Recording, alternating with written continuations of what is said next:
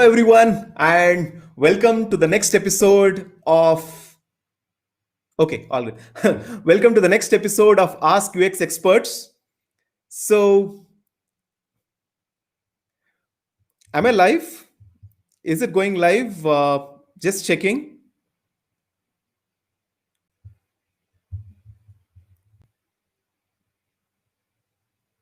All good. So, welcome to this next episode of Ask US Experts. So, today we have a very well known guest. All of you know, by the way, this is Anudhi Payagari. You probably know me also, UX designer at Amazon. But yeah, more than me, today the session is about a very special guest. All of you know, it is Saptashi Prakash, who is a design manager at Swiggy and whatnot. He has his YouTube channel, is a very popular person. He speaks very well. So before I tell a lot about him, let us all welcome Saptashi Prakash here onto the stage. Come on. All of you, Sapta OP on the chat, everyone. Thank you. Let's welcome Sapta by saying Sapta OP on the chat. Everyone who is viewing, everyone here, Sapta OP on the chat. Come on. Amazing, amazing. Thank you, folks. It's kind of weird that there are people also who's seeing this from my channel. So I'm getting introduced in my channel, so that's something that you don't get to see very often. But yes, Yeah. like Anudeep said, this is also getting shared in multiple other platforms, and my YouTube channel and my LinkedIn feed are just two of them. Awesome, awesome. Okay. So I see a lot of excitement on the chat. I think a lot of people are waiting for us to talk and a lot of things. So let's dive in. So, Sapta, why don't you introduce yourself to start with? Whatnot? All right. Thank you for this opportunity, Anudeep. I'm Saptarshi Prakash. I'm a self-taught designer. I'm an engineer turned designer. People who follow my channel or follow me on social media, you will know that. So I have learned design by my own self. So from internet, from lovely people like you all.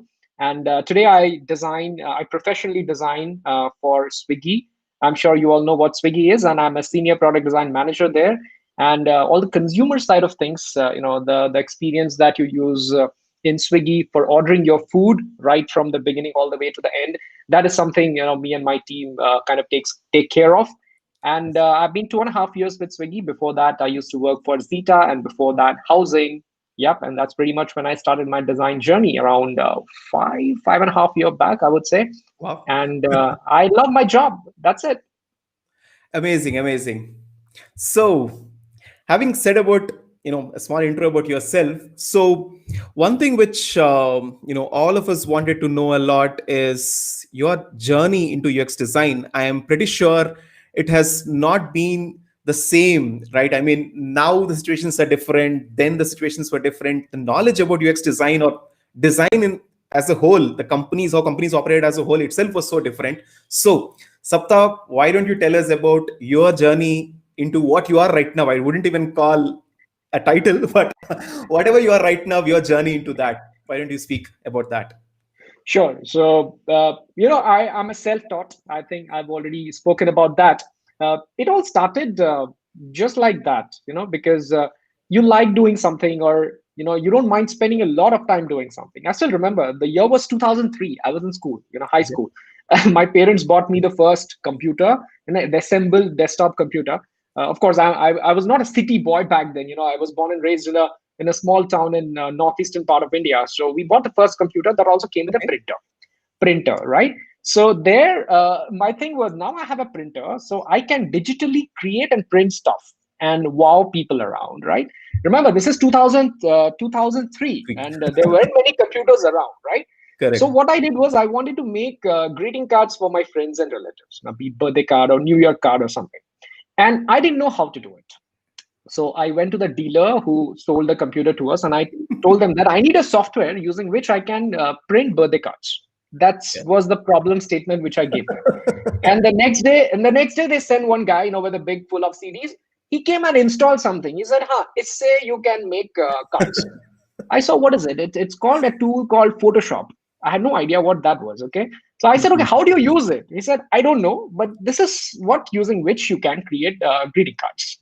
Good, good. That's how I got into design. That's how I got into design, right? So Got it. it was that the desire to show off that, hey, I can create digital cards and not the hand-drawn words that you make. So I started playing around with Photoshop.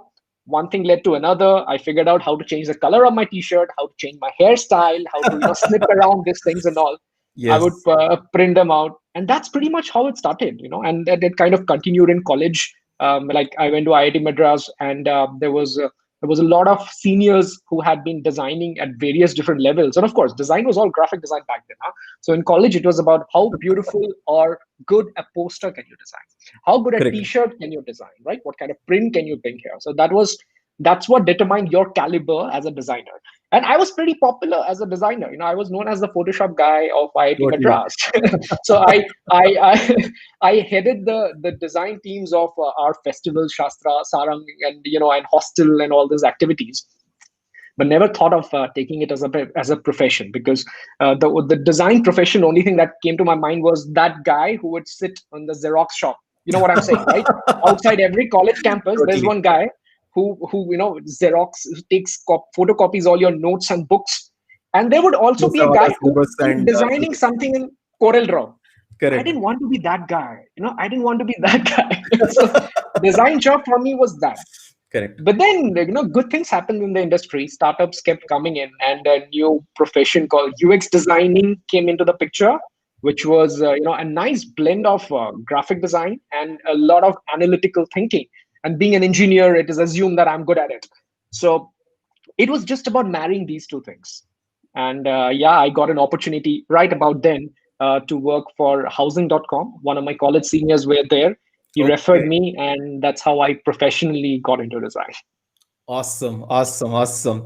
That was really, like, I mean, that was so relatable, Sapta. I mean, uh, back in 2003, and like that Photoshop, and especially I should take that clue when you said, that title, I don't know how to use it. You figure it out, and you were like, yeah, let me just figure it out and jump in. That is so Right. relatable, and totally on, like, I don't have words for it. Yeah.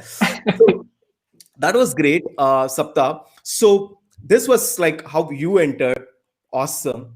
So, but yes, we are in 2021 right now, right? So, if we fast forward to now, what do you think is there to enter into UX design field now, and maybe grow in it or whatever? Like, can you speak about this field now? I can give a short answer first, and then give a longer answer. The short answer is what I did probably wouldn't work in 2020 or 2021, wherever we are in. Okay, because things have changed, and there are many designers out there. You see, the desirability of any profession depends on the supply chain balance, right? How many are needed and how many are present. Okay, Yes, and India is still in a very good state where the need is way more than the number of good designers that actually exist. And that is the reason you would see, young kids, growing like really fast, like including me, for the role that I am in right now in the 5 years of my experience, it's probably not possible in some other profession. The reason being there are fewer people in the industry and the need is higher, right? totally. And it's still like that. But back in my time, yeah, 5 years back is back in my time. Back in my time, it was even better because there were even fewer people who didn't know what design was about. So whoever knew, it was good for them.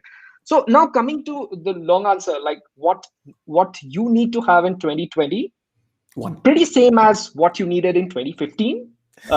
It's a good portfolio. That's the thing which helps you stand out.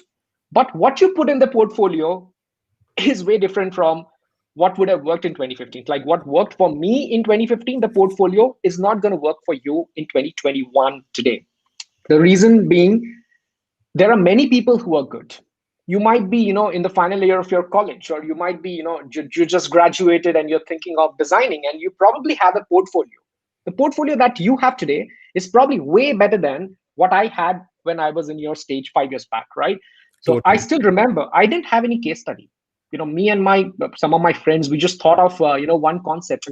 How could we split bills in chat, and then maybe settle it on chat itself? The college mentality. You go out together, Yes. one person pays, and then you split it among yourselves, right? So Totally. we thought, can we do it on a chat? Because we always chat and decide, okay, who paid for the samosas? I paid. Okay, who paid for the cold drink? Who paid for the petrol and stuff? And you see, fast forward to 2018 or 19, you have payments on WhatsApp today. So yes, I can say that something I thought about 5 years back had actually become a reality now. But jokes aside, all that I did back then was just made a few screens, a Correct. chat with some payment thing and all. That's it. I didn't write my thought process. I didn't write how it will work, what will be the back end which will be driving it, nothing at all. I just made some screens, put them on Behance, and proudly shared my link with the folks at housing, right? Totally. But they were considerate enough. They didn't reject me right away. I think because I went through a referral, that could be the reason. And then they said, okay, we'll give you a take-home assignment. I know you're new, you don't have a portfolio, so you work, you show us what you can do in that. Based on that, we will judge you. Yeah. And they did. And I remember for that, I worked really hard. And that is something that you'll have to do today as well. Whenever a take-home assignment is given to you, it shows that how can you work on something when something is given impromptu to you? What is in your case study or what is in your portfolio is something that you would have thought for months, but you Correct. don't get a month to work on your on the assignment, right? You probably get a week, maximum a week. So it Correct. just tests that how can you work on a problem statement that we give you, right? And if you do well on that, you go through a series of interviews and then you get through. But again, to sum up, your portfolio needs to be really good at this point of time, right?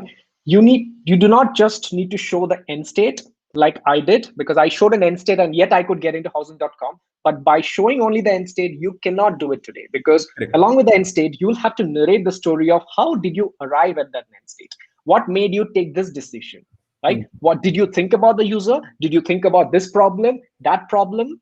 Did you do online research? Did you go and speak to some potential users and get their opinion? And in a host of other things. So all the story needs to be narrated. So before the end state, so this extra thing, your journey to how you arrived at the end state, is what is the extra thing that you need to do in 2001, which wasn't needed in 2015. Yes. 2021, sorry. 21. Yeah. Yeah, Happens. The first yeah, 10, 15 days of any new year, we are always yes, confused over the year. yes, So, but that was like amazing, Sapta. I mean, the difference is like, to take some points, it is very right. There were very less few people. I mean, people didn't even know about this term UX design back then. A lot of people didn't even know about this, right? Of course, even companies were like that. Companies didn't even realize that they yeah, need someone called a UX designer for the kind of problems they had, right? Probably a lot of companies thought maybe we should just give it to the UI meant developers, right? So yeah. we probably will give it to the developers, and maybe someone creative among them will make some designs or whatever, right? So from then, yes, a lot of things changed. Yes, the company side also, people, a lot of requirements started coming, but the number of people available today is also a lot. So actually, so now you told the difference, right? I wanted to expand more on that. Can you tell why the difference? Like why in 2015 something like a visual or some screens would have worked, right? But now why do you need that story, right? What is the point? Why these companies expect the whole story or the thought process whenever you present a portfolio? So It. I can give a very simple analogy to understand this. Okay, I'm yes. sure you all watch movies, don't you? Right. So go back to the time when the first movie was made. The first movie, you're able to see people moving, dancing, singing, and talking inside a box and not in a stage in a real life. That itself blew the minds of people. No one cared about what the story of the movie is, how good the expression of the actor or actresses are, or how good the climax is. No one cared about that. The fact that there are moving human beings inside a digital box, or some sort of an electronic box, itself blew their minds. In fact, actually, the actual thing which happened is there was the first one of the first movies is was a train which went on a track. People who are watching that in the theater, Yeah, all of them like went back and they were yeah, like scared, right? That actually happened. yeah, So, yeah, so yeah, yeah. yeah. I heard that as well. But fast forward to 2021. Today, when you watch a series on Netflix, however good it is, you critically see, that actor could have done it better. This expression isn't the right when this kind of a situation happens. You will see all the pundits talking about that. Why? Is it just because people did a bad job then? No, it's that our expectations have increased. Because Correct. now seeing human beings inside a box, electrical box, is no big deal. Like everyone is acquainted with that. Now that that has happened, the basics are taken care of. What more can you do? How much more lifelike can you make it? Right? That's the Yes. case with anything, be it with movies, be it with music, or be it with design. Right? When IT industry and all those had started, when internet was just discovered or invented, whatever, back then, be able to send a message to someone else or be able to do some work using internet itself was a big deal. No one really cared about how easy it is to do. The Correct. fact that you don't have to physically go itself was the easiness, right? But Yes. as and when people keep getting used to all these comforts, people desire more and more, right? So Correct. today, maybe, I stay in a house, I feel that, okay, this is good, this is comfortable. But very soon I feel that, no, this house is not comfortable enough, because, I would want to do something more. The same thing has happened. Totally. Every passing year, this things changes, the standards increase, the expectations of the users increase, people become less forgiving. And because of that, we designers need to keep upgrading ourselves, because what worked in 2015 may not work today, right? That is one of the main reasons, is what I feel. And the second, again, it's the supply chain. Because in 2015 or 5 or 6 years ago, when the industry was in its nascent stage, there weren't many people who were, relatively better than the remaining. That's Correct. why, the few, two or three, or the handful of people who were good enough, they were, celebrated and made to work or paid money, given jobs and so on. But today, the numbers are not handful. It's maybe, bigger, not of course the biggest, like you would imagine, but it's bigger than what it was before, and hence the rates are relatively lesser. So Correct. maybe people will expect more from you, because, hey, you're not the handful of one, there are more people like you, so I would want you to perform more, to be so that you prove me, and only then I give you an employment or something like that. Yes. That's what is happening. Correct. So totally. But Sapta, like now that you have given this answer, I'm damn sure a lot of people would have like, ah, yeah, man, this looks a little scary now. But I so much wish that I was back then there, right? Why enough, right? But I want to add some point over here, guys. There is something which you need to really understand in UX design is you being unique is the one main thing which gets you wherever you want. I'm telling you, that's the most, like, never think about competing with others, but the most important thing is, are you competing with your own potential? What is that you are bringing uniquely from whatever you have? And Sapta is one great example when it comes to bringing uniqueness in the way he does things, right? So Sapta, why don't you speak a little about bringing uniqueness to whatever we do? Like, yes, there are multiple things we do as regular UX designers, yes, but can you talk about being unique? What can a person do to be unique in UX design? Yeah, being unique, I think why we need to be unique, I think I don't have to tell you, because Yes. again, you're building your niche. Like now you're in a pool of 1,000 people, so your value is lesser. Now, if you raise above that 1,000 and become that 100 people by, learning something new or achieving something more, then, you are at a smaller group, and hence you'll be valued more. And then as you keep on going, you so that's the reason why we all try to be unique. Now, Correct. the question is, how can you be unique, right? Correct. How can you be unique in your work? So for that, I think it is very important that we understand what we are doing. That is extremely important. If you see most of the things or many things that we do in our life, I'm not just saying design, anything. Correct. Why do we eat like this? Why don't we eat in some other way, like this or something, right? It's because over the years, human beings have figured out that this is the easiest way of doing, Yes. and hence, we will do it. And it kind of passed on as tradition. Now, of course, we know that this is the easiest one, certainly easier than this one, but there are many other things. The way in which we are doing are not necessarily the perfect way or the best way. So Yes. our aim should be to challenge the status quo, keep questioning. Like, do not take anything for granted. Yes, maybe for years we have been doing it this way, but is that the best way? Maybe not. If you get into the core of it and try and understand what is the best way, what is a better way, you Correct. will come up with solutions which are perhaps better than what the world have been always doing. Totally. And once you unlock that, once you start doing that thing that you've figured out, you become unique, because you have figured out an awesome way, a new way which no one could have thought about. And then, you naturally go to the tip of the pyramid, and then your value increases and you become unique. Totally, totally, totally. Awesome. I mean, that was like really such a good example.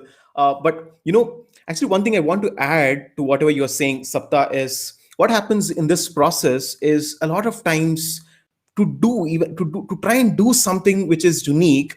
Uh, we're usually scared, like like maybe what if it's out there? What if I get a lot of criticism? What if it fails? What if I'm not so intelligent? Or what if the world cannot accept, right? And let me tell you guys, this is very, very normal. It happens to everyone who is trying out there to do something unique or to bring something unique over there, right? It happened to me, it happened to Sapta, it happened to everyone out there.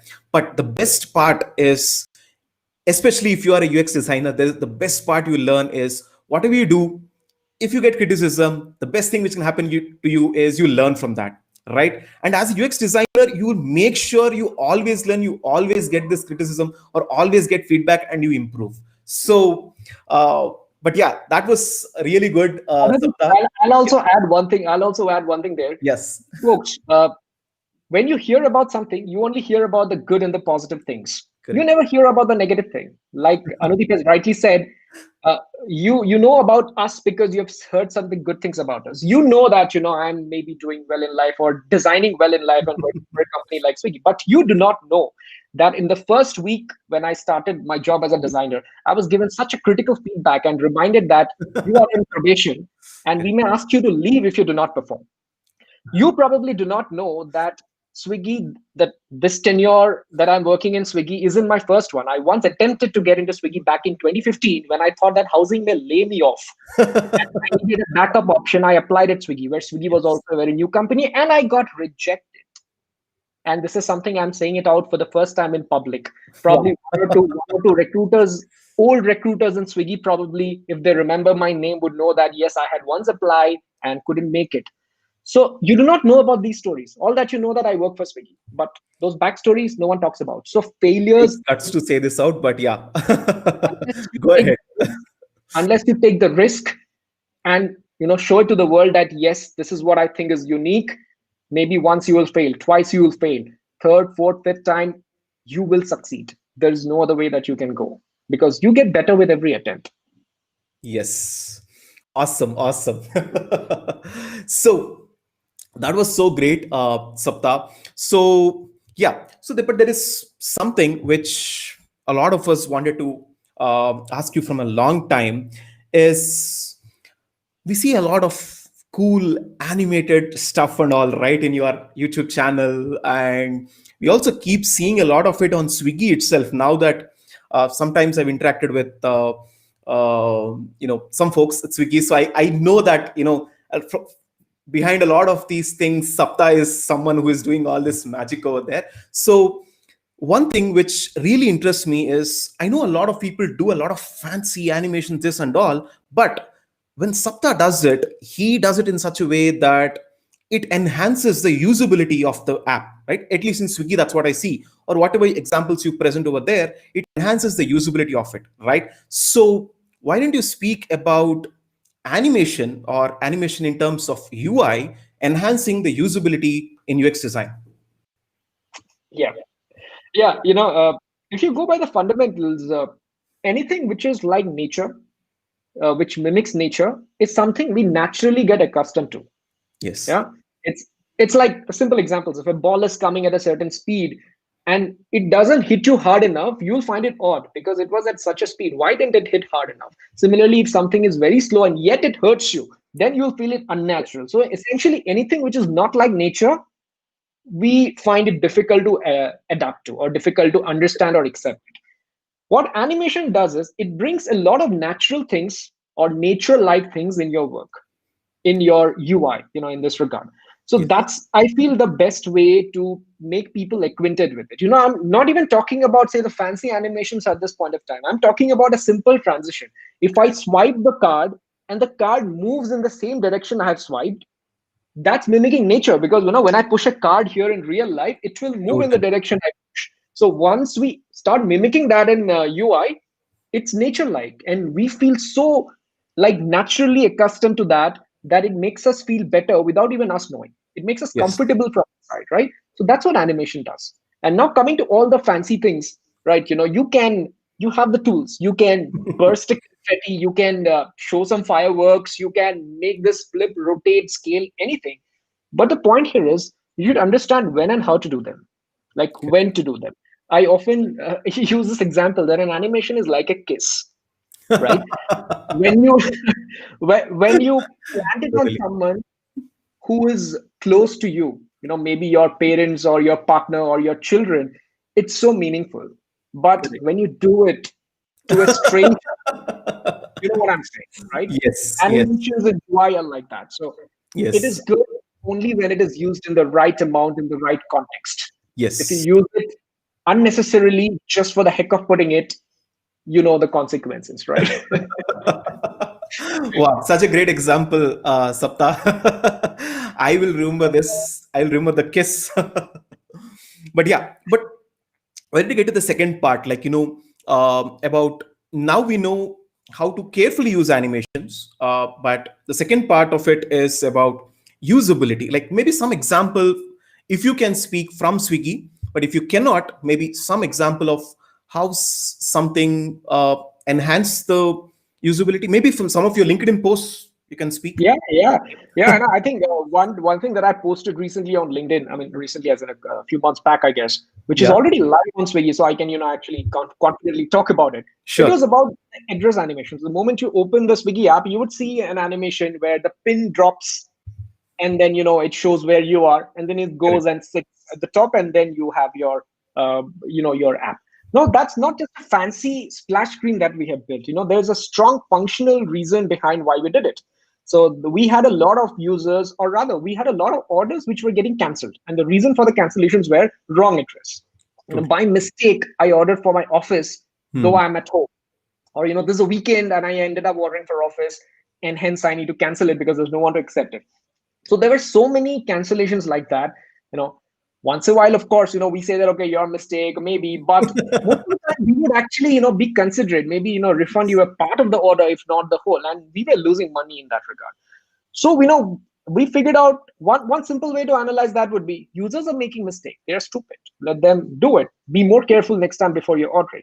Or the other way to look into things was, why are they making a mistake? If one user makes a mistake, okay, the user is a special one. But if when hundreds and thousands of users are making the same mistake, that means the mistake is not with the users, the mistake is with us. We have done something wrong, right? So Totally. that's what we did. We analyzed and we figured out that yes, although the address was right in front of the top, it shows your home or work or wherever you have saved it, but that's not where people see. People just Yes. care about food. The moment they see the center of it, okay, there's a picture of a food, there's a restaurant that is selling biryani, it's giving 60% off and all. So people get into that mode. They Correct. immediately are in the browsing and the scanning and all those mode. They're tapping, going inside the restaurant, adding, and after placing the reorder, they realize that, oh damn, this is the wrong address. So it Correct. is very important that right at the beginning, we tell them which address GPS is picking by default, right? Correct. Or either if your GPS is on, we have a defaulting logic, which kind of picks up based on various other considerations. So it was very important that we tell the user, boss, this is the address that you're browsing for. If it is not right, better go correct it. So Correct. that's the reason why we did that animation, and it looks good as well. And many people actually thought it was one of those fancy splash animations, which some sort of logo morphing, because yeah, we use the Swiggy logo and a pin, but there was a functional reason, and the Correct. results are very positive. Such Awesome. such cancellations have actually reduced to a great extent, and we save money by just Awesome. introducing an animation, right? So this is what is a functional animation, in my opinion. Correct. Such a great example, Sapta. I mean, there's some things definitely all of us can so much relate so much of doing that mistake as well, and now correcting ourselves because of what happened over there. But one thing I want to tell you guys is look at how Sapta's work or anyone's work over there. Of one, it is something which he's very passionate about, right? You associate Sapta means like animations and all, right? He's using that. Now he's also using his very good uh, thinking in terms of who their users are, like his skills on understanding them, their problems and all, right? He's bringing all this and he is putting it over there, and in return the business is getting some impact. Don't you see that when he said the results are so positive, we got less number of people who are actually putting wrong addresses. That is what businesses want, guys. If you want to make yourself a valuable UX designer, right? This is what you need to do with your skills. Find opportunities of whatever you're passionate about, whatever you're good at. Find opportunities for your business to actually get impacted with, right? Finding opportunities from users' problems and impacting businesses. So that's wonderful, Sapta. That's a very good example.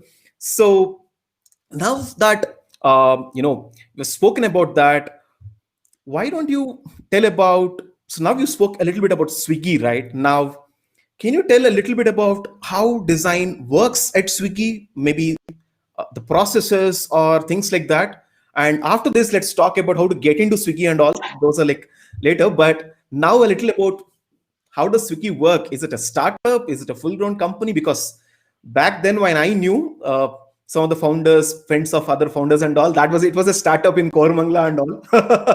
Now it is like totally changed. So what is it right now? Well, right now, And regarding Swiggy design. is. Oh yeah, sure, of course. Right now, Swiggy is somewhere in middle, I would say. It's not that startup. It's not that 15-member team working out of a 3 BHK. Certainly not.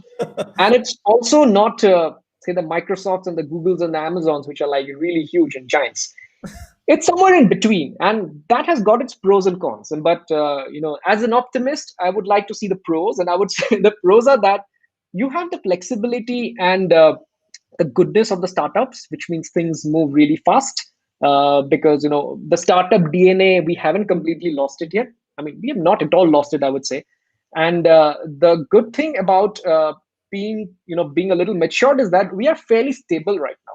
So one of the biggest challenges of any startup is that yes, you are doing interesting work, you are in a fast-paced environment, but what if it fails? What if we run out of money and do not raise money? Where will I get my salary from? So those fears are, I mean, still there, but much lesser compared to what an early stage startup would, right?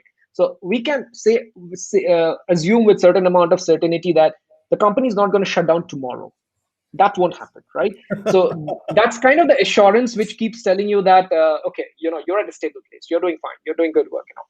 Now coming to design, since I said that we haven't completely lost the startup DNA, so we follow a lot of processes, but we are also very flexible. So we get to select that this project requires us to do these. This project doesn't require, because it's a small incremental change, right? So we have the liberty to say all those things, and decision making is very fast because everything is happening inside one office. We are not based in multiple locations where I need to get approval from someone sitting in some other country and all, which happens in a typical MNC scenario. Like Anudeep, I'm sure you know about it, right? So those things are not there. Not going to answer that, but yeah, go ahead. Yeah, of course. So now let me just give you a brief idea of what the complete process is, right? What are the, yeah, as far as I can remember, what are all the things that we would do ever in a project? But like I said, we have the liberty to say that I'm not doing ABC for this because it's not needed. It's very obvious, right? So that way. So any work at Swiggy, if I were to talk about the complete cycle, work starts with an idea. Like in any company, companies are built with ideas. So it starts with an idea, like we can do this, which will make the lives of our users or the people easier. Maybe we can introduce this, or we can change this, or we can build that. So it's always an idea like that, one hopeful idea. Maybe you're sitting with your friends, and then you're trying to do something, and then you're not able to do. Then you suddenly realize, if we had built this in Swiggy, it would be so easy today. So next day, what I will do is I will go to office and I will tell it to my colleagues. Hey, what I was thinking? If we do this, it will be so awesome. Correct. Then say, yeah, when I get the approval or a little bit of positive response from my peers, then we will involve a little more people. Maybe I will chat with a product manager and or a business guy, and over coffee, very casual one, and say, hey, I was thinking if we build something like this, then what would happen? Then they would say, yeah, actually, this is possible because this would lead into this, that, and all this discussion happens. It's kind of very oral validation which is happening to an idea which just popped up Correct. in my head, Correct. right? Once we have figured out that yes, this has got potential, that's when we have a first formal meeting. You can think that's where people get into a room.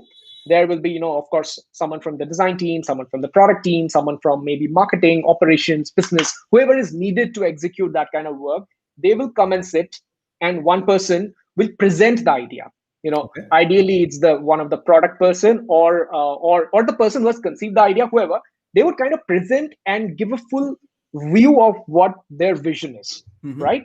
And after listening to that, all the stakeholders will give their opinion, right? Maybe business will say that, okay, this is fine, but to make it successful or to make it stand for the long term, we might have to change this because use if you do this way, we cannot earn money. If you do it that way, maybe we can earn money. So that sort of very detailed things or smaller things, Yes. that's what these stakeholders come up with, Makes sense.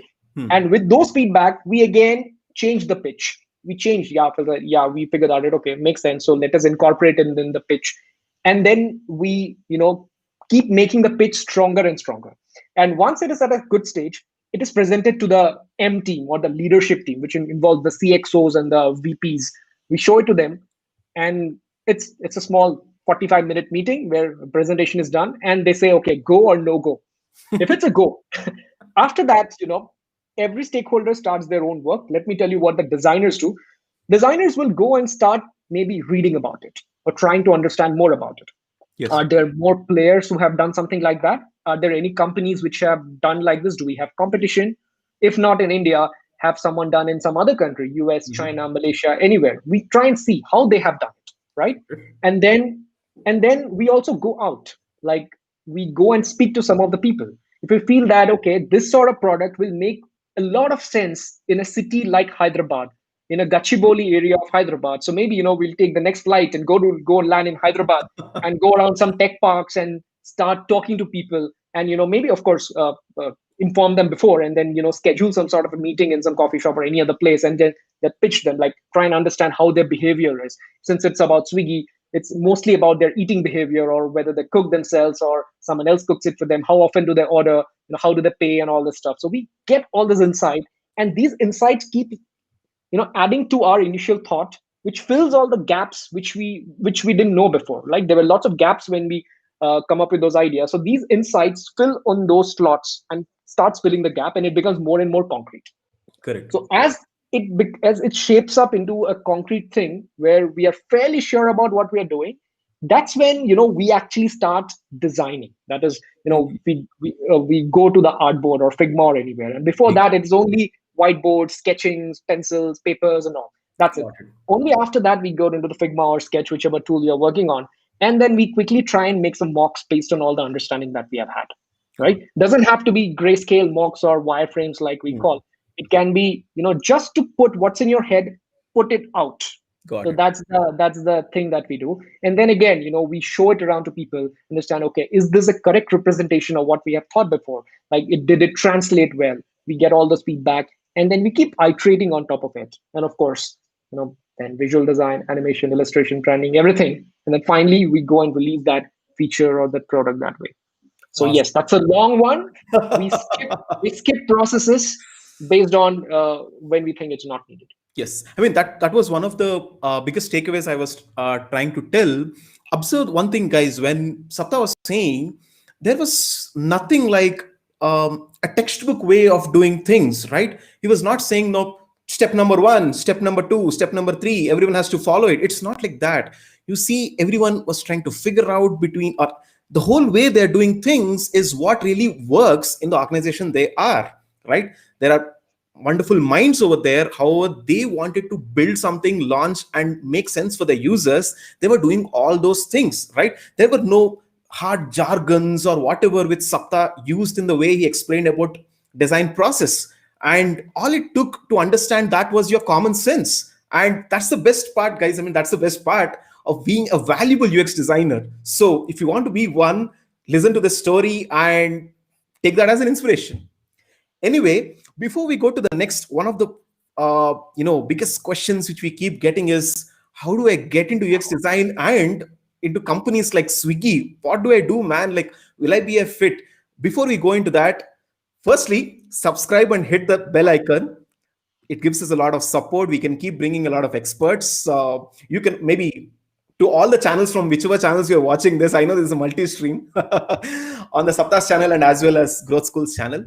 But we have a small surprise, guys. We have one more person here who wants to say hi. So let me just bring on onto the screen here. Hey, Vaibhav Sisanti. hey, what's up? What's up? What's up? I didn't expect this. I was just watching the stream from the back end because I realized the back end is like absolutely instant and the quality is better than YouTube. Okay, thanks guys. Thanks. What's up? What's up, folks? Man, you should have told me that you're gonna get me on the call. But awesome. Really good to see both of you people chatting. Reminds me of the chats that we had like 4 or 5 months back when we were trying to build the program, right? So, very excited, and we got the homie back home, Sapta. And yeah, very excited. I hope you guys are having a good time. I think this has kind of become my job to remind you people to subscribe, and that's why. So subscribe on the subscribe button, follow, like, comment, whatever it is, and more important, listen to the wise people. That's what I. But Vaibhav, why the F are you here? Like, can you tell people what is your relationship with this exact live? What is going on right now? What do you? Sorry, I'm sorry, I didn't get you. What is the relationship with this? What do you? Why are you here? Oh, okay. For the people who are wondering why I'm on the call, I'm the founder of Growth School. Okay, it's on stealth mode. Not many people know about it, but the Growth School that we are running with the UX program and a bunch of other programs coming up. Oh, funnily, I mean, Sapta, do you want to tease it right now, if you want to? We're cooking something interesting as well. More interesting stuff are cooking up right now. So hold on. Yes, we'll reveal. Like Vaibhav has got some plans, and maybe I'll be partnering with some of them, and you might see some more content creation happening as a collaboration between me and Grow School, of course. Absolutely. But I'll leave it to all of you people. I don't understand most of it. Only thing that got me excited right now is about the Kormangla story, because in fact, I'll tell you one interesting story, Sapta, about Swiggy. I don't know if I told you this, but I was in Mexico, and we were trying to, like, Uber Eats is growing everywhere else, right? So we were there was this team huddle that was happening in the lunchtime, and I heard the word Swiggy there in Mexico City office. Mexico. Wow. Mexico City office. I was working for Uber, so I was in the Uber office, and I heard Swiggy, and I couldn't stop myself, and I had to turn and I was like, "Did you guys say Swiggy?" Right? Because Indian startup, and I barely saw a single Indian in Mexico till then. And I was like, "Yeah, oh, you're from India. Tell us about Swiggy." So it was such a well blown out and well thought out product that we were looking at, and then you guys had launched Swiggy Pop. Right, and they were talking about Swiggy Pop, saying, "Look at this, they've done it so well. There's some company based out of India." I was like, "Yeah, no, I know everything about it. So ask me. I've seen the evolution of the app." So that was though I was working for a pretty proud moment, saying an Indian startup being looked upon for product more than anything else by a Mexican team. How cool is that? Right? Awesome. Yeah. But over to you, folks. I hope you guys have fun, and off I go. Yeah. Thank you, Vaibhav. See you. Thank you.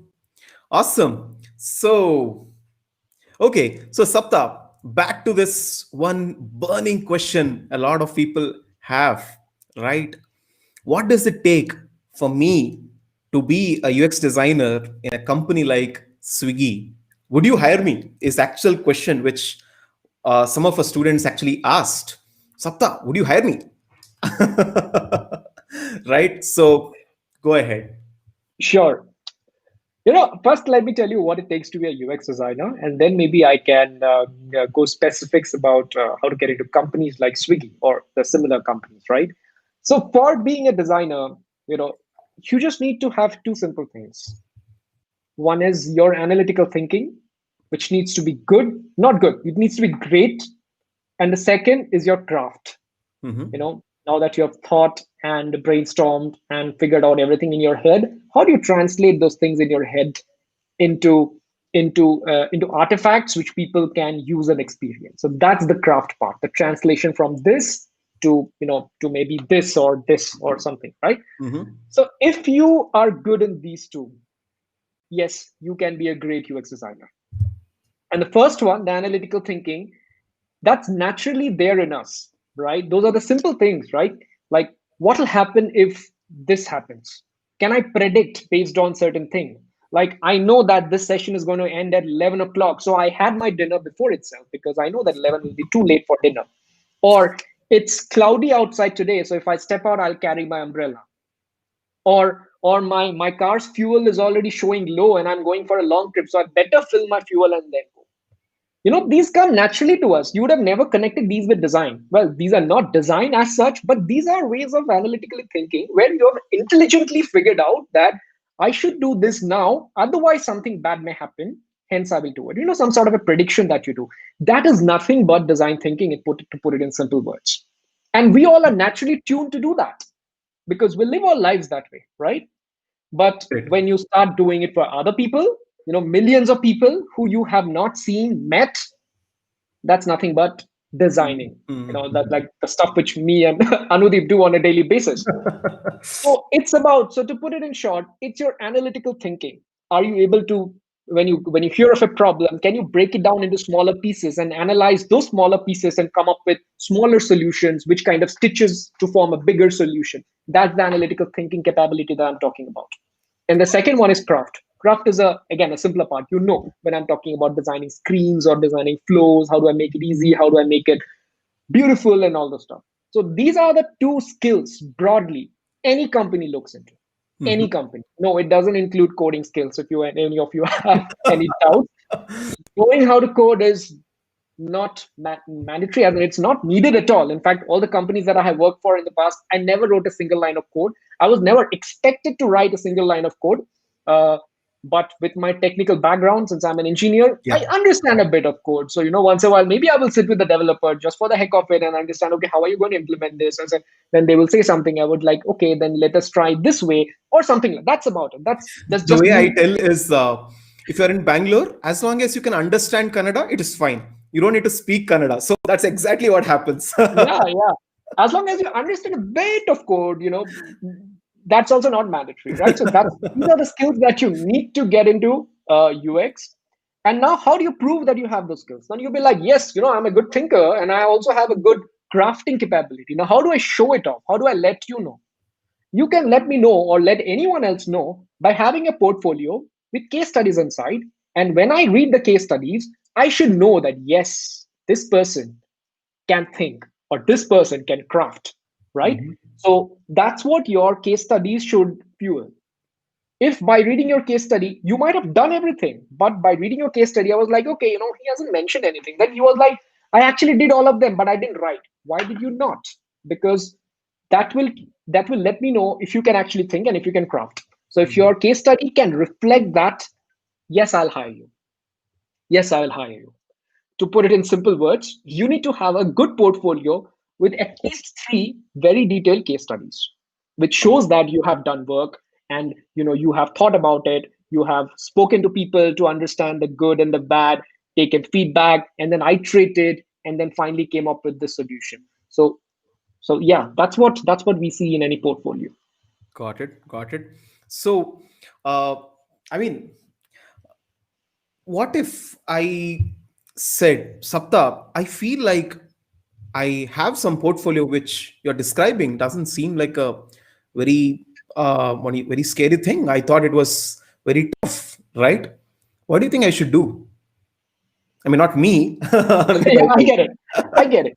So I'm sure, But many of you might even have, yes, I have the portfolio you're talking about. So does it mean I can apply right away? Answer could be yes. But what I would recommend is maybe hold on. Because right now you feel the portfolio is great. But does everyone else feel the same as well? Because if no, then, you know, you will get rejected. So better thing to do would be to get it reviewed by some people. Yeah. Maybe there are designers that you look up to. Maybe it could be someone working in some company where you want to get one day. Maybe message them over LinkedIn or Twitter or any other place and tell them, hey, can you please review my carefully portfolio? avoiding his own name here, but yeah. Okay, so I do it as well. I do it as well. So people Yeah, can I click get it. on a I link know the on number of requests you get, so I right, totally understand. right. So I've kind of paused it. I paused the free slots just for this because I'm doing something else. But the free slots will be up very soon. Don't worry. I turned it off in the end of December, and even now it is turned off. But I'm going to turn it on again very soon. So you can block a free slot with me, and 30 minutes you can show me your portfolio. I can review it unbiased, without any Swiggy angle. Swiggy doesn't ask me to do it. I do it on my own, right? Likewise, there are many other people who does it. I don't know if Anudeep does it. Maybe he does. There are every other designer. So you can reach out to them, get their insights, get their feedback. Correct. Because then, your actual eyes will open. You may feel that, okay, I thought this was good. I thought this was good work. But then reality is something else. Now they have told me, now I'll go and again work. And now when you have the V2 of the portfolio, again get it reviewed, Yes. right? So make sure that you do not start applying with your V1 portfolio. My recommendation would be at least V3 or V4. Once you have, done this review cycle maybe thrice, Yes. then go and apply. Because then you are fairly confident that, okay, I'm at a decent shape, maybe I could go and apply. Correct. Yes. But one thing I should warn you guys is, because of that, I warn you not to go to this perfectionist mode that I will make a perfect portfolio, that I will, like, that will not happen, guys. I'm telling you, right? What Sapta is asking you to do is iterate yourself, get feedback, get it reviewed, make it better, and then give a shot, right? V3, don't go for V100, right? Because then you will never apply, you will never know, right? Worst case, V3, you go apply, you get rejected, you get feedback, right? You'll understand what didn't work, what worked. And that's the best part of being a UX designer, guys. I mean, you should totally adopt that mentality that I need feedback. I'll apply. I know I'll not get selected, but at least I will want feedback. There was once a company, when I was trying to apply, when I was in a previous company. I applied, did well in interview, but I didn't get selected. I don't want to reveal all that. But then I followed the company for 6 months to give me feedback, because the person I interviewed is a very valuable guy and the feedback can be very good, right? I followed up 6 months, because every month I was sending a mail, where is my feedback? Where is my feedback? Where is my feedback? Right? And then after 6 months, I really got feedback and I could really utilize it. Like, I mean, use insights from that, right? So one small trick: if you get rejected, ask them feedback, bug them for feedback, because every company writes down reasons why to reject the person as well, right? Most companies who have some systems, they also write reasons why they get rejected. So whatever they can share with you, and you can improve yourself, right? So Yes. Oscar, And I'll add one more thing here. go ahead. Yeah. When I said V3, it doesn't always have to be V3. Like I said, nothing is ever. Maybe your V1 portfolio is great enough. The other day, I was reviewing someone's portfolio, and I found that person's portfolio really good. I don't know which version he was in, but then he was in the final year of his college, right? And I read it, I liked it.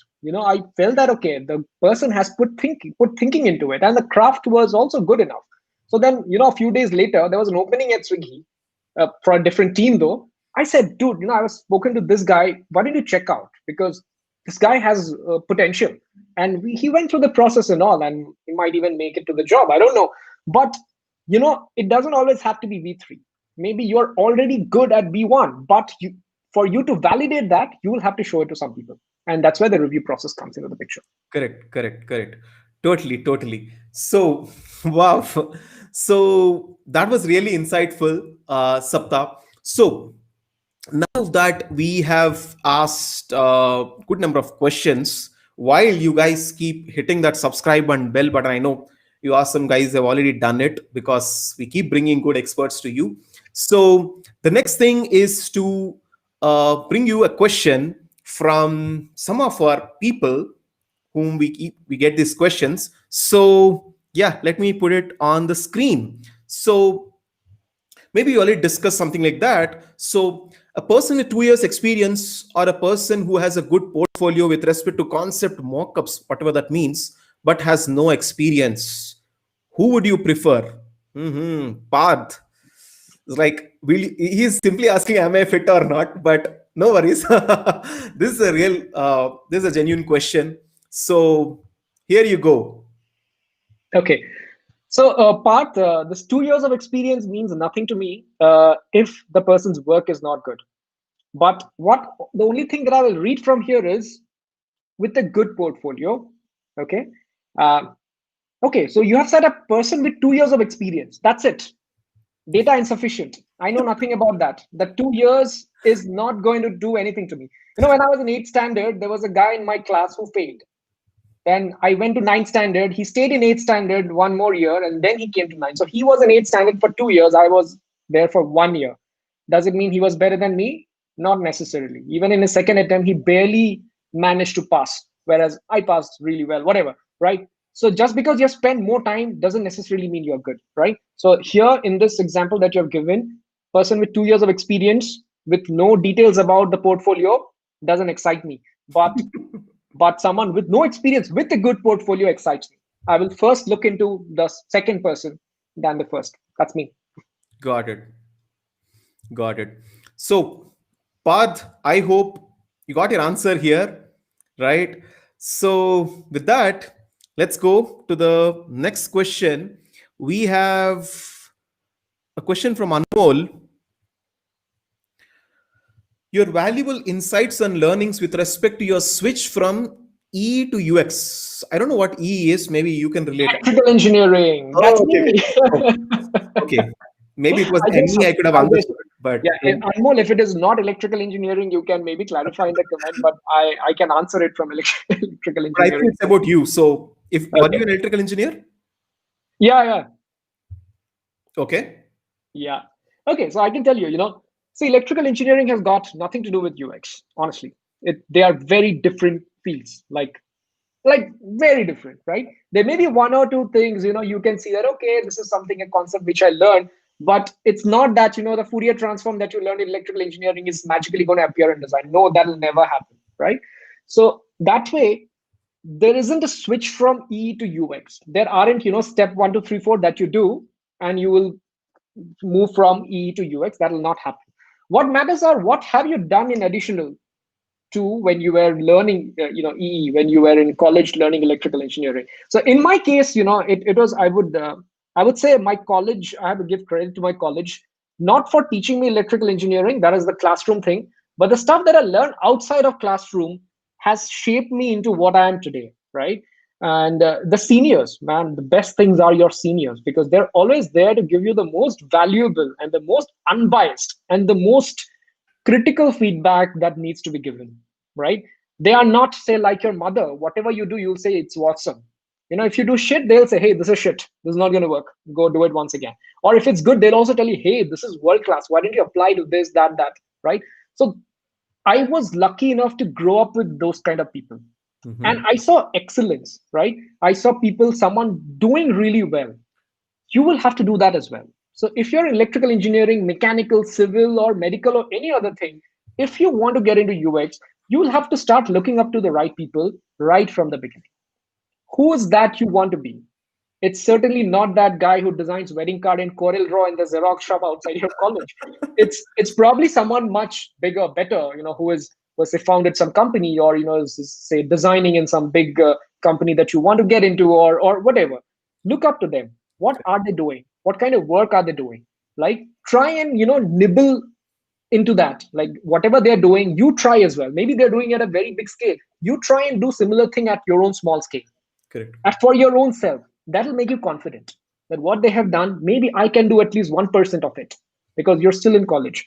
Once you keep doing this, when you keep culturing this, it becomes a part of your habit that you're constantly improving by looking at right references and examples and inspirations.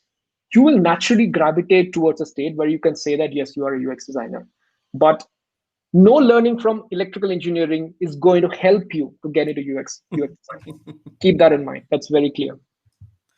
Totally. So, what I wanted to add to whatever you said is, so when you said, find those people whom you can relate to and try that 1%, 2% or something, right? So sometimes what happens is, let us say we relate ourselves to being a cricketer, right? And sometimes maybe you also tried, genuinely you could try to become a cricketer, right, if you're really interested, but you are like, yeah, like it's becoming very difficult and I'm not really able to become a cricketer, right? So I see people like, okay, now to ho gaya, I have to find some job kar lenge and do something, right? But let me tell you one thing, guys, don't do that, right? Maybe you like cricket. Just think of this. You like cricket right now because you're in India, right? Maybe because of situations you are in, or maybe other countries which had cricket, because of situations you are in, you like cricket. Go and ask why. Why is that I like cricket? Why is that I do well in cricket, right? Maybe the answer to your why can get you a very fundamental answer about what you enjoy, right? And then what you could do is, possibly to the options, other options which are available for you to try, go and see if those qualities can match those professions which are available right now, right? This is literally what we also try to do. Like when Sapta was trying to tell about whatever those skills he had, like designing that wedding card or greeting card or whatever in Photoshop or whatever, right? From those, Sapta started seeing that what are the options available right now, like Swiggy, UX design, multiple things he was doing, right? He started applying his skills, whatever fundamental qualities over there, and started understanding that, hey, they are actually working, right? So whatever things you like right now, if they are not within reach, ask yourself why. Get to some fundamental things about yourself and go and see if they actually match the available career options over there. Or today, because we're talking about UX design, if you think they actually match with UX design, go give it a try, right? So okay, the camera actually changed to me because I was talking so much. But yeah, back to you, Sapta. I couldn't stop So myself from saying my that. my other camera got overheated, so I had to remove that and switch to the Mac camera. Yeah. Yeah. Totally. So yeah. So now let's get to the next question. So this question we have from uh, one second. From Soumya Shanti. I'm putting the question here. So during interviews ask for case studies. Is it important to that all those case studies should be related to our company product? Okay, very interesting question. Take some Okay. time to read the question. Sure. Read Soumya, the question paper before answering. Soumya, I'm assuming you're talking about, say, you work for a company A and you're applying to a company B where you're showing your portfolio. So your question is, should all the case studies be of company A or can it be of some XYZ something else as well? I believe that's what your question is. The answer is no, it doesn't have to be, right? Think of it like maybe you work for a company A and hence you can have some case studies of company A. Think of it someone who is just starting out. They don't have a company A to start with. So what do they do? So the answer here is it can be of anything.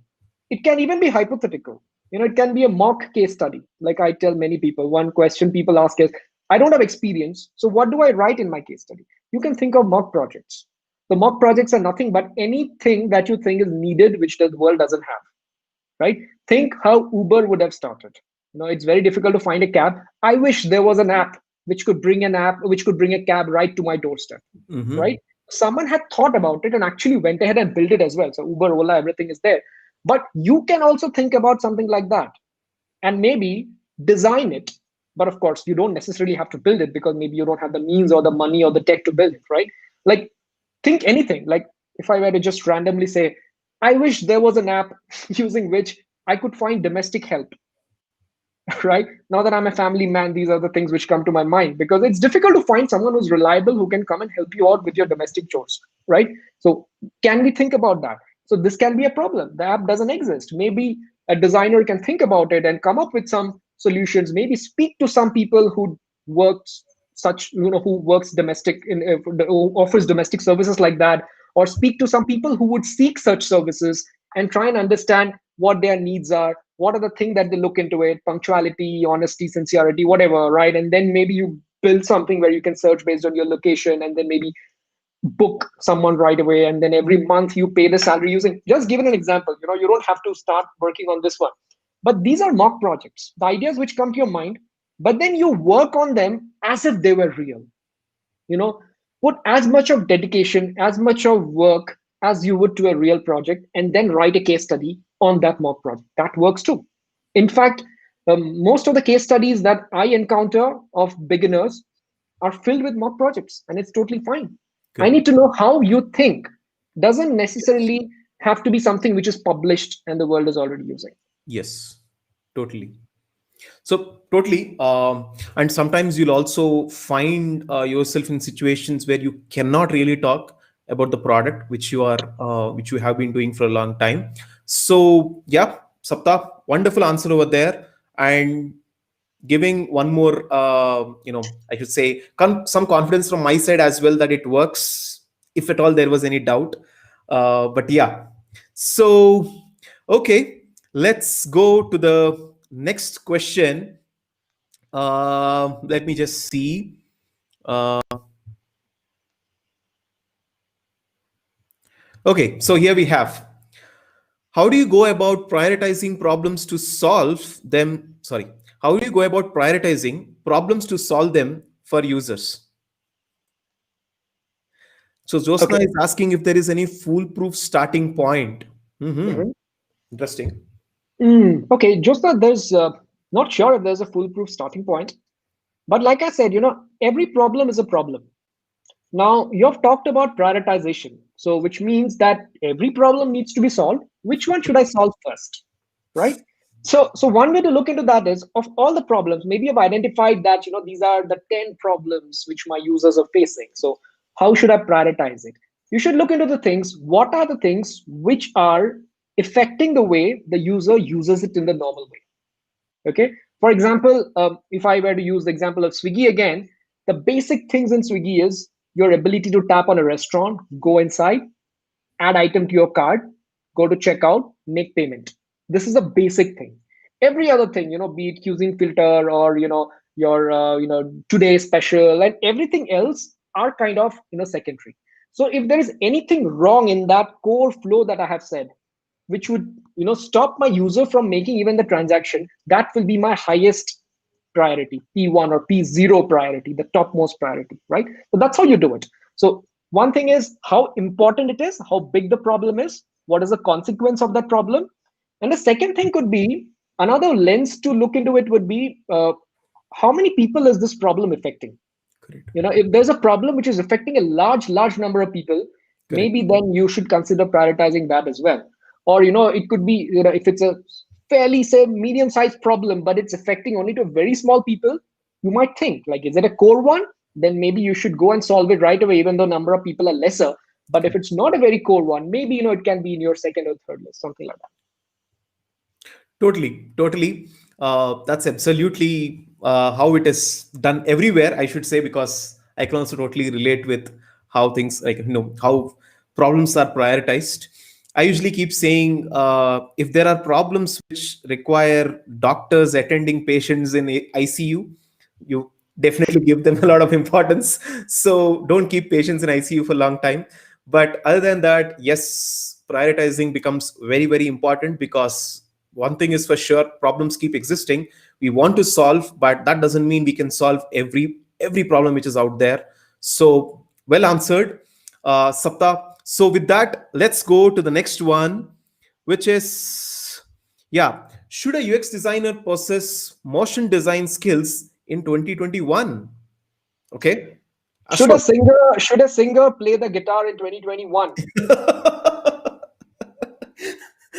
Okay, it's similar to that. So it's always good if you learn motion design skills as a UX designer as well, because you can use motion design to enhance the experience of your users. So that way, yes.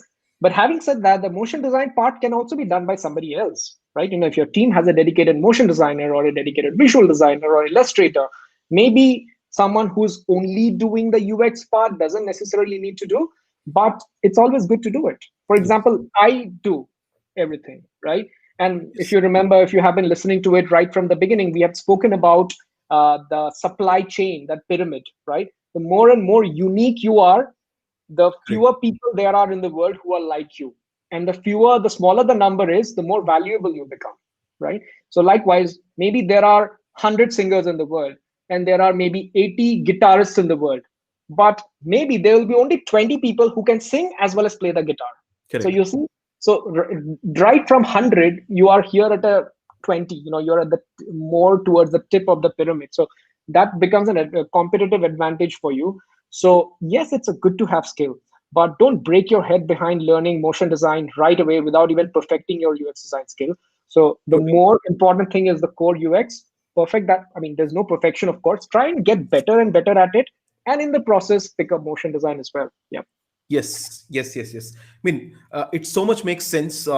Especially the last point is that sometimes just for the competitive advantage which we want, we always try and forget being good at fundamentals. And you know what?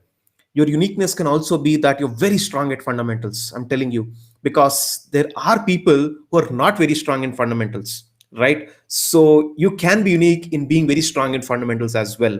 So you'll totally relate when you actually are in my situation or Sapta's situation, but I'll leave it to you from there. And one more point which Sapta has said is about is about the pyramid, right? Which we also spoke in the starting. How do you be unique? So motion design is one thing, guys. So again, as a warning, now, okay, gurus like Sapta have told motion design. Now I'll add, definitely I'll have to add motion design into UX design, put like whatever my skill set. Please don't take it that way. It has to match what you can uniquely do. That is what Sapta told you, right? So please take that very carefully. If you can build your uniqueness, if you are good at it, then build it. Okay. But there might be multiple other things which you are good at. So figure out and do them. Awesome. So with that, let's go to the next question. Before that, why don't we just remind everyone to subscribe and hit the bell icon over there, because we can keep interacting more and we can keep bringing more and more experts. Awesome. So next question on the screen, please, computer sub. Yeah. Experience in Marcom, hand-on experience in design tools, handling external ad agencies. Is it okay to enter into UX field now? One of the popular questions is like, I am in so and so field. Can I enter UX field right now? Sailesh with 20 years of experience. Okay, I don't understand what Marcom is.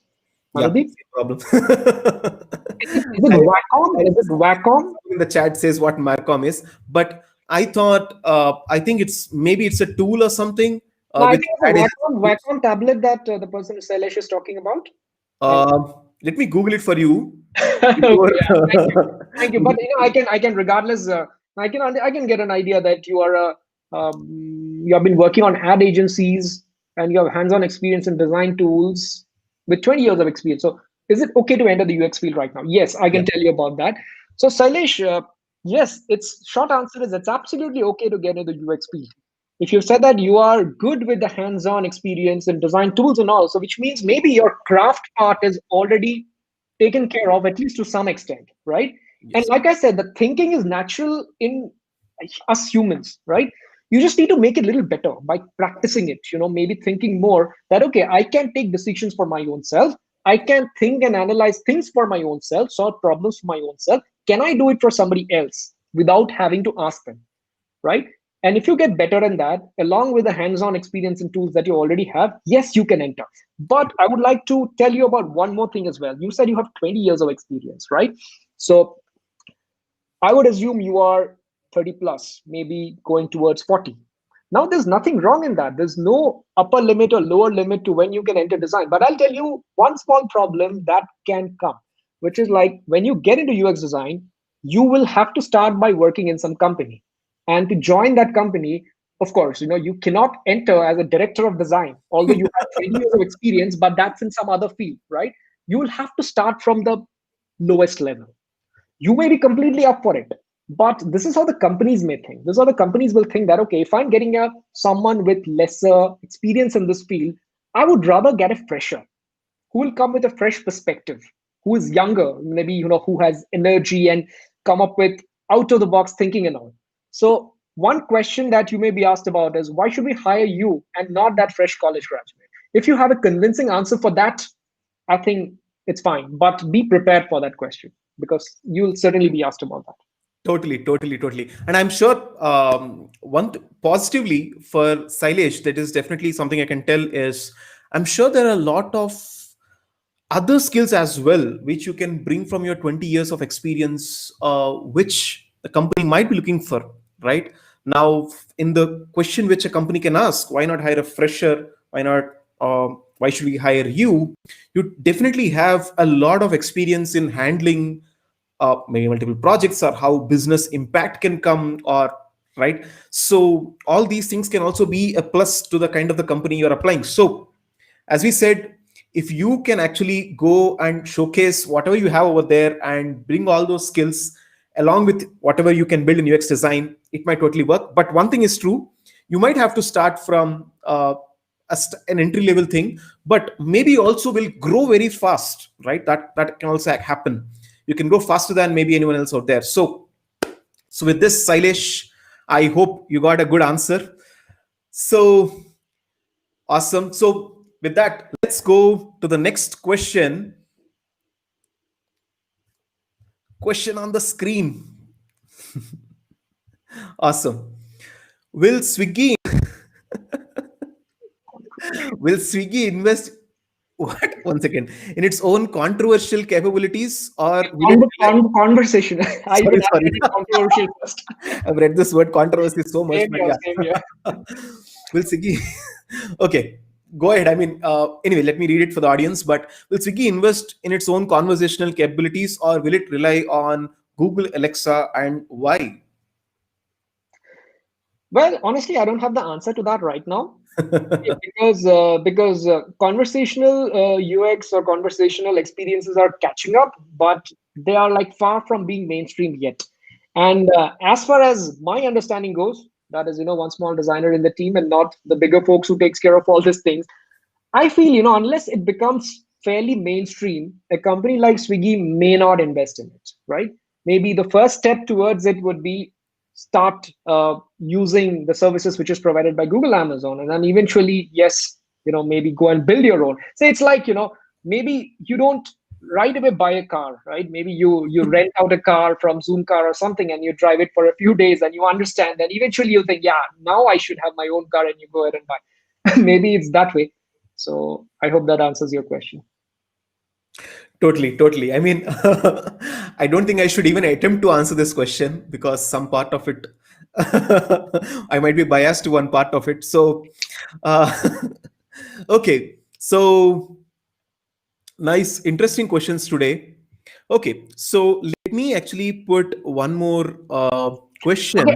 Anudeep, before we proceed, folks, thanks a lot for joining and being with us. It's over 76 minutes, and I really appreciate that you guys are here, right? Yep. And thanks to Akash Solanki for your support on my channel here. And I also see some messages which probably were not shared with the best interest of everyone. See, this is a casual ask me anything conversational talk that we are doing. And if you feel that it's not adding value to you, feel free to drop. Today is Sankranti; it's a festival day. Spend the time with your family. You don't have to stick around, right? So what we are doing is trying our best to create something that's valuable for you. Sorry if we are not doing it very well in that aspect. But yeah, two parts to it. As Sapta said, you can definitely drop off if you're still staying. Maybe you are like looking for something valuable. And second thing is definitely give us feedback. Both of us here, true UX designers at heart, we will always want feedback and improve from there, always and always. So countless number of occasions where we personally spoke to those people who want to give critical feedback, and a lot of improvement comes from there. So I am so hungry for that. So anyways, but also thank you very much guys for staying so longer. So in this last 10 minutes, we'll have one more question and we'll do something fun in the end, right? So okay, then we have, yeah, how can we deal with white spaces in a web app? So Rajni Devi wants to know with respect to pages like data entry forms. Okay, something specific, but good. Okay. Well, this is very specific. My short answer to that would be how to deal with white spaces. Don't deal, just let them be. Like, but on a serious note, see, white spaces are good. White spaces are nothing but the negative spaces, to put it that way. Because the other day I said that what will happen in dark mode? Will it be not white spaces? So I think the more generic term is negative spaces. So what negative spaces does is it gives you enough breather between two things. Now imagine when I'm speaking, if I was continuously speaking without even taking a pause, and you wouldn't know what I'm saying because I am speaking in a very bad way. It's very difficult to understand. So the same thing happens in visual way as well. When you're looking at things and there's content without any breather, these pauses that I'm talking about, it becomes difficult for the user to process. And that's why we need to use those white spaces or the negative spaces that you've said, and especially to data entry forms, especially if it's a longer form, there has to be, like clear cut difference between each field so that that this one has ended and the next one is starting. So I think that's what white spaces does. And then generally it makes it look neat. That's what I would say. Don't necessarily have to deal with it. Just have enough of it, not so much as well. Anudeep, you want to add something? Totally. I mean, so okay. I mean, whatever I tell right now will be because see, it totally depends on whatever that particular use case is. But I would say that there are some principles which generally guide how much space can be given or how things can be together, right? So, but yeah, or else we'll go ahead with the next question.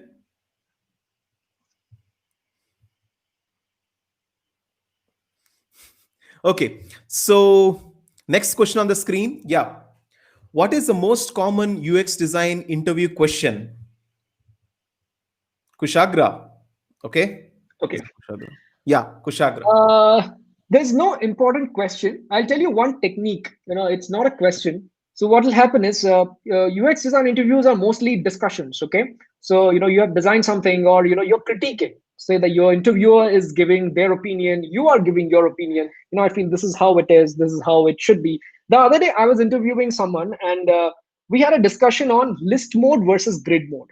Okay. So the person had designed something. The person had put it on grid, and it could have pretty much put in list as well, because there were certain things, similar thing being repeated over. So we went on a discussion whether it should be list or grid. Now here I'll tell you what your interviewer might do, and what I did also that day, and that I usually do. It's like, you try and impose something on that person. Totally. It's not the right thing, but your interviewer might simply do it to see how you react to it. So that day, what I was doing was I was trying to impose, saying that, hey, why not list mode? Why a list would have been better instead of grid? And the person was defending about grid and all. So why they do it is because they want to see how you take someone else's opinion, right? Yes. Maybe you're absolutely right. Maybe grid mode is the right thing to do. But how would you react when someone else says something opposite? Would you consider that? How will you consider that? Or how will you point out the problems? Yeah, list mode is good, but I think list mode may have problems 1, 2, 3, right? So this is not a common question, but this is a common technique. Many people do it.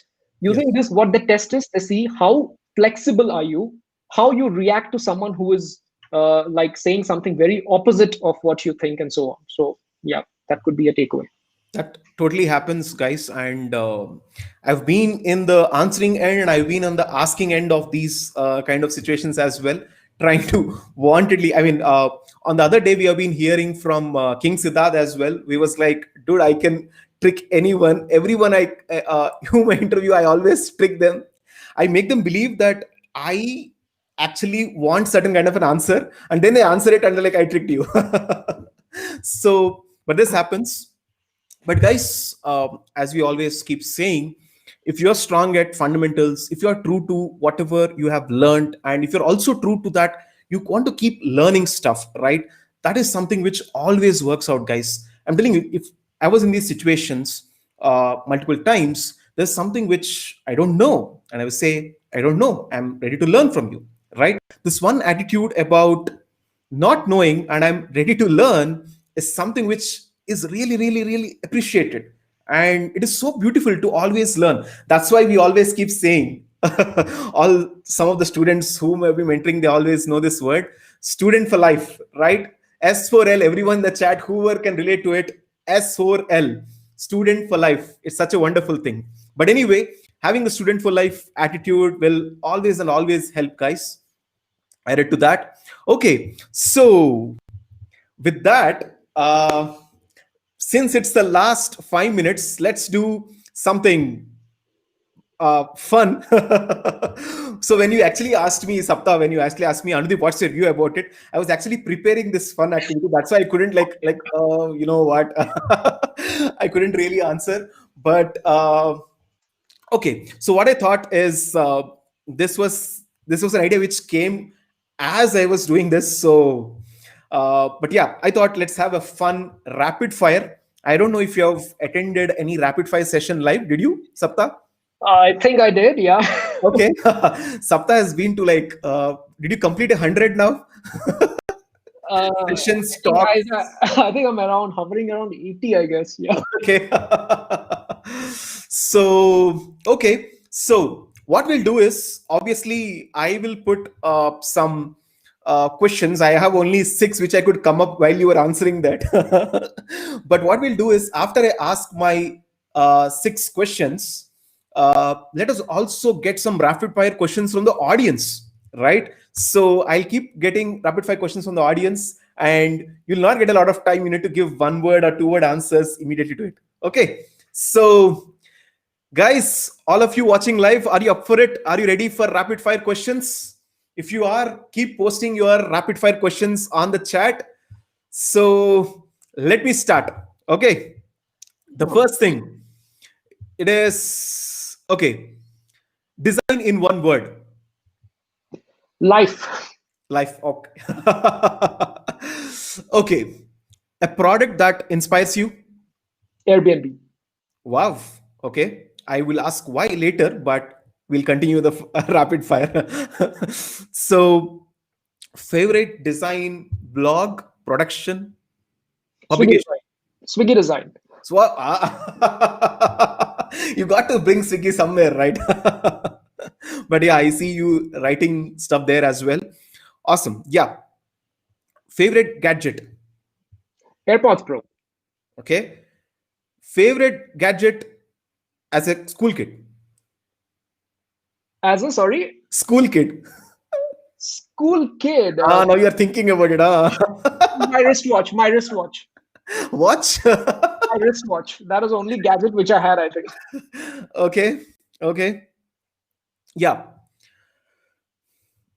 Behance, dribble, or that's it. Between these two, dribble. Sorry. Between these two, dribble. Okay. If it's Or I would pick a medium. Again, I'm thinking portfolio. I love medium for portfolio. Totally. Okay. LinkedIn, Twitter, Instagram. LinkedIn. Sorry, what? LinkedIn. Okay. Wow. Okay. Those were the questions from my side. I know quite boring, but let's have some interesting questions from people over here. Okay. I'll not ask the controversial ones which can get you and me into danger. But Okay. Okay. I see some questions here already. yeah, dark UI versus light UI. Dark. Okay. Would you? I don't want to ask that. Okay, that's Swiggy and the Zomato thing. Okay, maybe. Swiggy doesn't let me switch to a similar company which does the same work. But in the far future, nobody knows anything, right? Yeah.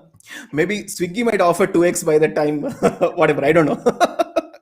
No controversies. Okay.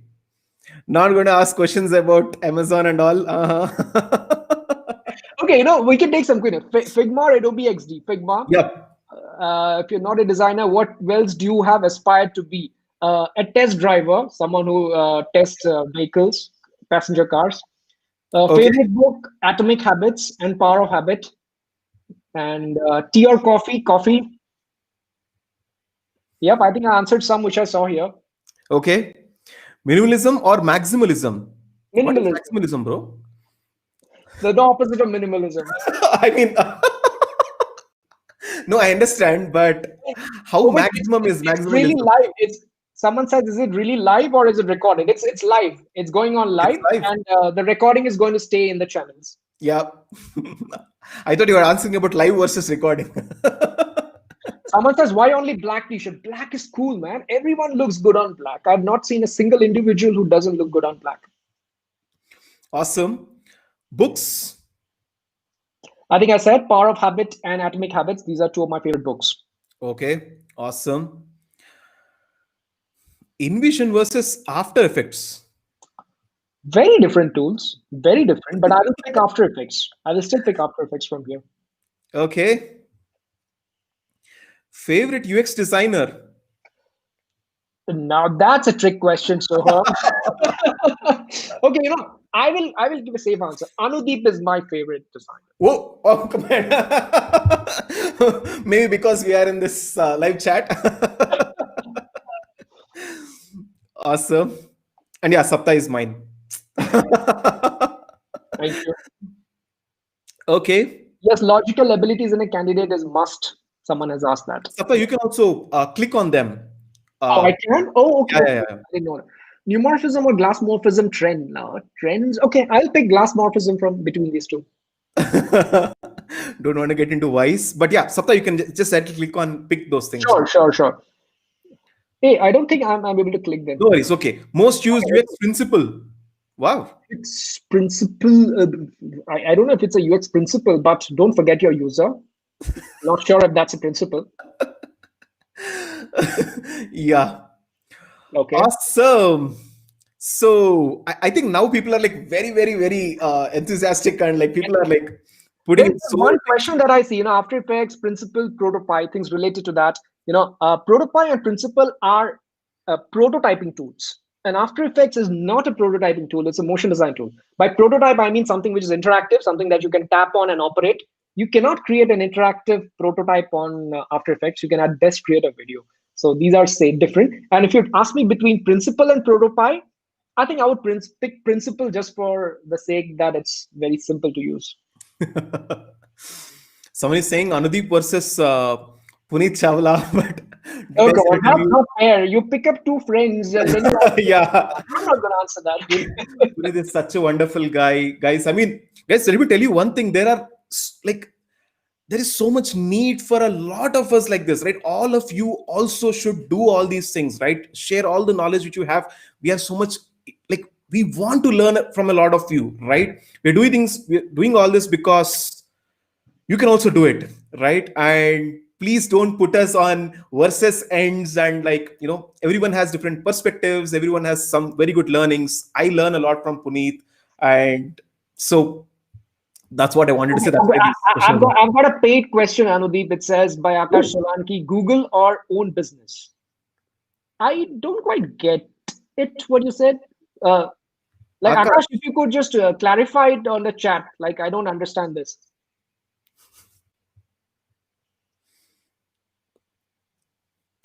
Okay, let him get back. Maybe we can pick some other question. I don't know, you can pay for questions also, but In YouTube you can. So you okay. can ask a question that remains. But again, some product manager would have thought about that. It's a super Awesome. chat. So we'll take 3 more, and then I know we need to call it a day. Yeah. Okay. Meanwhile, I will see if there's anything that I can pick from here. What do you think about UX in AR? The fundamentals of UX remain same. AR could be one of the way to experience it, just like GUI or graphical user interface is the way to experience it today. So yes, that's my opinion about it.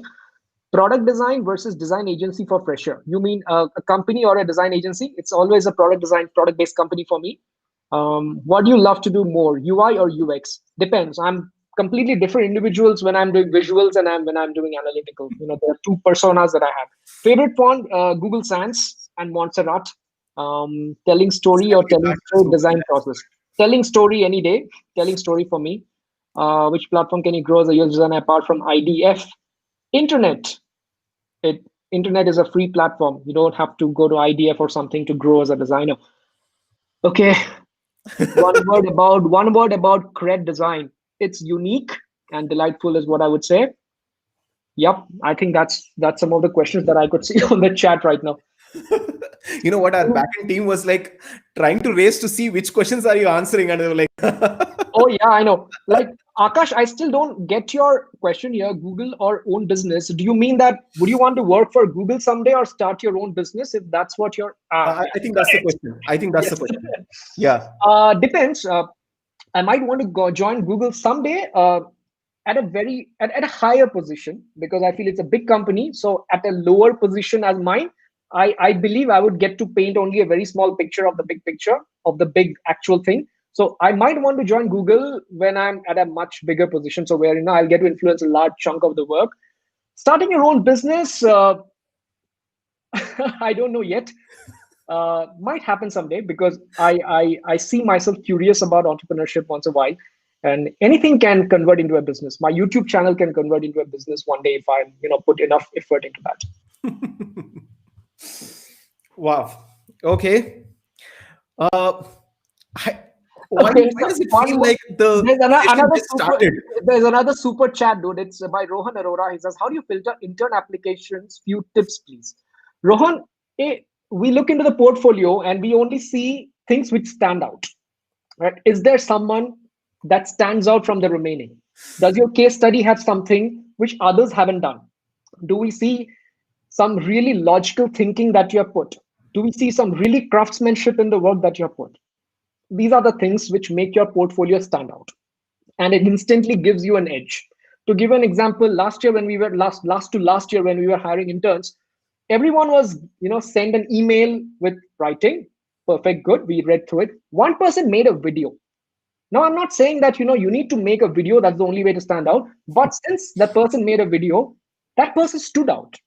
Now, it could have easily been possible that what he has done in the video is shit, but the content that he posted on video, it also was good. So yes, that's one way to stand out, but don't take it that you will have to make a video to stand out. No, that's not the case. Totally.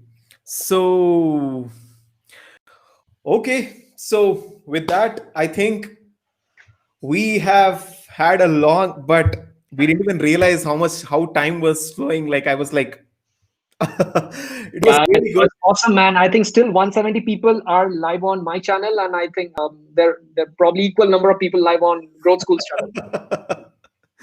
Totally. People really don't want this to stop, but you know what, guys, we'll keep getting back.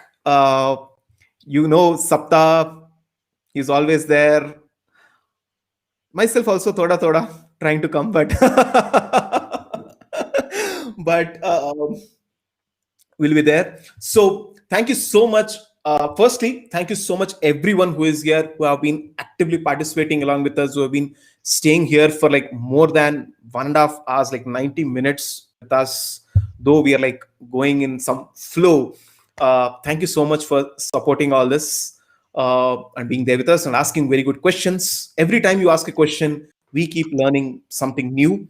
And for those questions which need more thought, we actually go back, reflect, and learn. And this is a very good activity for us. So thank you all, you guys, all your love.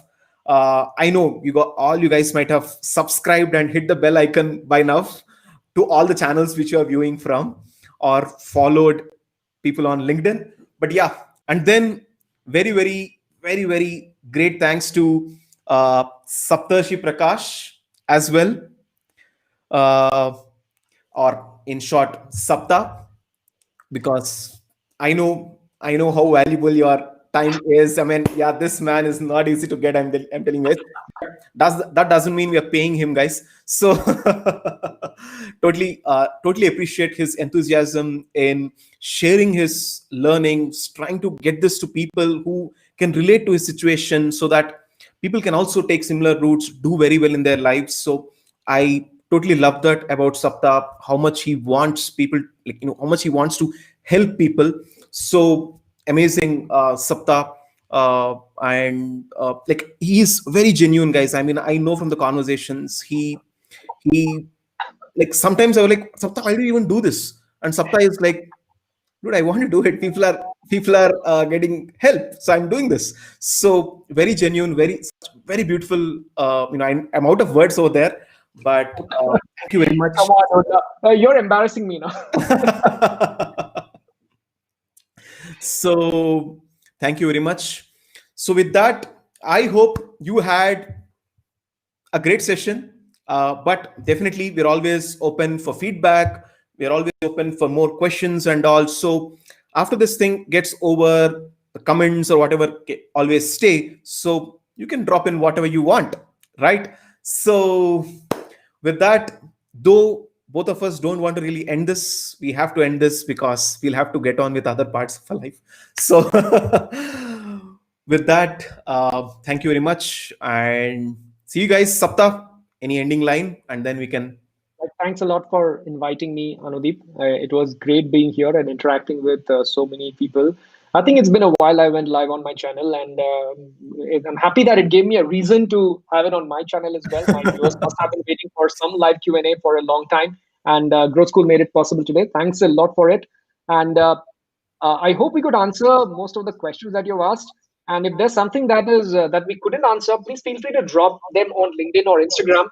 I may Sure. take some time, but I will certainly get back, right? And yeah, that's about it. Thanks a lot for doing this. Loved every bit of Awesome. it. And special thanks to Vaibhav Sisinti as well for making this possible. He's the one who keeps pushing us from the back. So to do all this. So with that, with reminding you all to be students for life, and that's the best thing. I always like it has become my mantra these days, like student for life. Like aham brahmasya, something like that, right? So awesome. Thank you very much. Ending the session right now. Bye.